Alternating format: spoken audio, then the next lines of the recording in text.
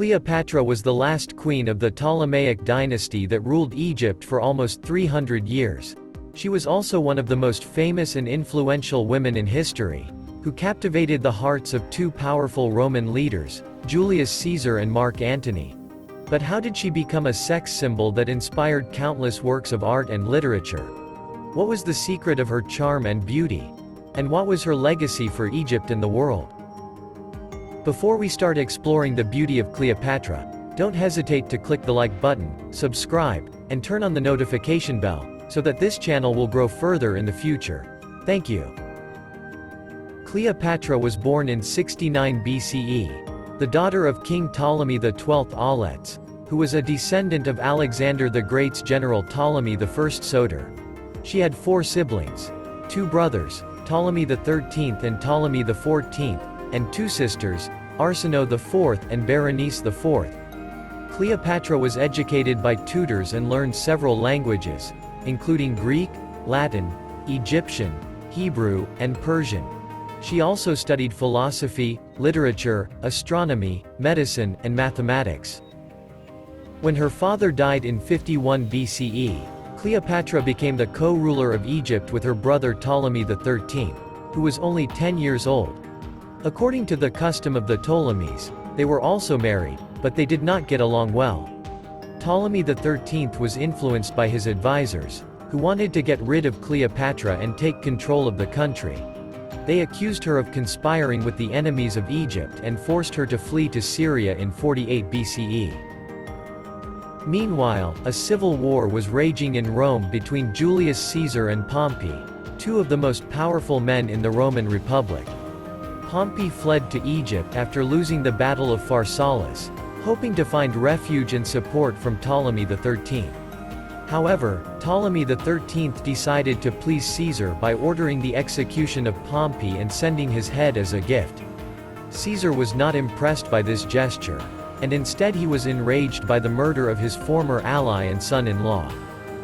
Caesar arrived in Egypt in pursuit of Pompey, and he soon became involved in the conflict between Ptolemy XIII and Cleopatra. Cleopatra saw an opportunity to regain her throne and win the favor of Caesar. She secretly entered the palace in Alexandria, where Caesar was staying, by hiding herself in a rolled-up carpet that was delivered to his room. When Caesar unrolled the carpet, he was surprised and charmed by the sight of the young and beautiful queen. Cleopatra and Caesar soon became lovers, and they formed a political alliance against Ptolemy XIII. Caesar helped Cleopatra defeat her brother in the Battle of the Nile in 47 BCE, and restored her as the sole ruler of Egypt. He also fathered a son with her, whom they named Ptolemy XV Caesarion, meaning, Little Caesar. Caesar and Cleopatra celebrated their victory by sailing up the Nile and visiting the ancient monuments of Egypt. They also planned to create a new world order, where Rome and Egypt would rule together as equal partners.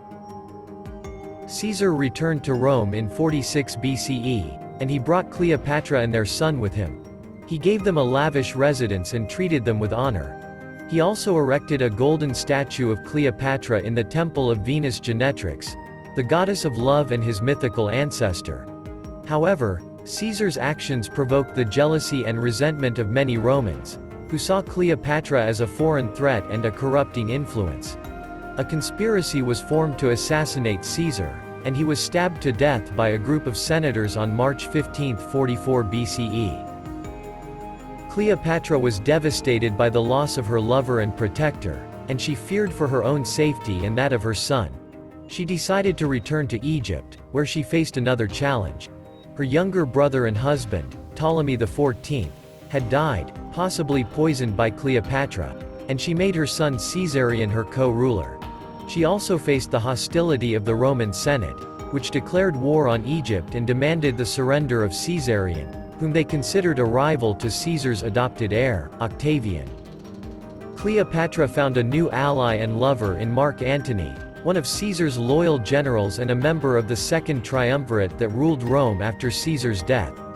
Antony summoned Cleopatra to Tarsus, a city in Asia Minor, to question her about her loyalty to Rome. Cleopatra arrived in a magnificent barge, dressed as the goddess Aphrodite, and surrounded by music and perfume. She dazzled Antony with her charm and wit, and he fell in love with her. Antony and Cleopatra spent the winter of 41 to 40 BCE in Alexandria, where they enjoyed a life of luxury and pleasure. They also formed a political and military alliance, and Antony gave Cleopatra the title of Queen of Kings, and her son the title of King of Kings. He also gave her control of several territories in the eastern Mediterranean, including parts of Syria, Lebanon, Israel, and Turkey. Antony and Cleopatra had 3 children together: 2 sons, Alexander Helios and Ptolemy Philadelphus, and a daughter, Cleopatra Selene. Antony and Cleopatra's relationship and ambitions angered Octavian, who was the other member of the Second Triumvirate and Antony's rival for power. Octavian accused Antony of betraying Rome and being under the spell of Cleopatra. He also claimed that Antony intended to make Caesarion the heir of Caesar and move the capital of Rome to Egypt. Octavian declared war on Antony and Cleopatra, and he gained the support of the Roman Senate and the people. The war culminated in the Battle of Actium, a naval clash near the coast of Greece. Antony and Cleopatra's fleet was outnumbered and outmaneuvered by Octavian's forces, led by his admiral Agrippa. Cleopatra decided to flee with her ships, and Antony followed her, leaving his men to fight alone. They escaped to Egypt, where they hoped to continue the resistance, but Octavian pursued them and invaded the country. Octavian captured the city of Alexandria in 30 BCE, and he demanded the surrender of Antony and Cleopatra. Antony tried to negotiate with Octavian, but he was betrayed by one of his generals, who defected to Octavian's side. Antony then received a false report that Cleopatra had killed herself, and he stabbed himself in the chest, dying in Cleopatra's arms. Cleopatra was taken prisoner by Octavian, who planned to parade her in his triumph in Rome. Cleopatra refused to be humiliated, and she killed herself by allowing a venomous snake, an asp, to bite her. Cleopatra's death marked the end of the Ptolemaic dynasty and the Egyptian independence.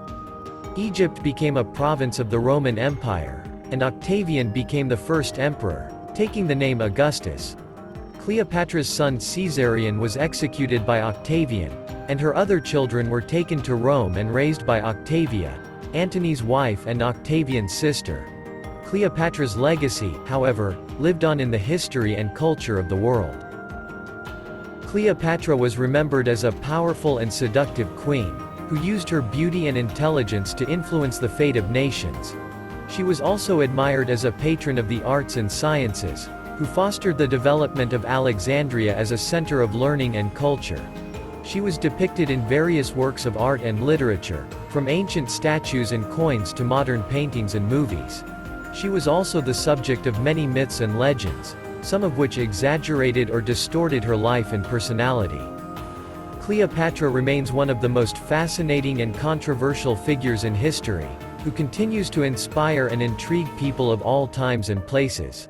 She was a woman who dared to challenge the male-dominated world of her time, and who left a lasting impression on the history of Egypt and Rome. She was, in the words of the poet Horace, the queen of a rich and powerful nation, who scorned to be the slave of Rome. Thank you for watching. To support this channel, don't forget to click like, subscribe and turn on the notification bell. See you in the next video.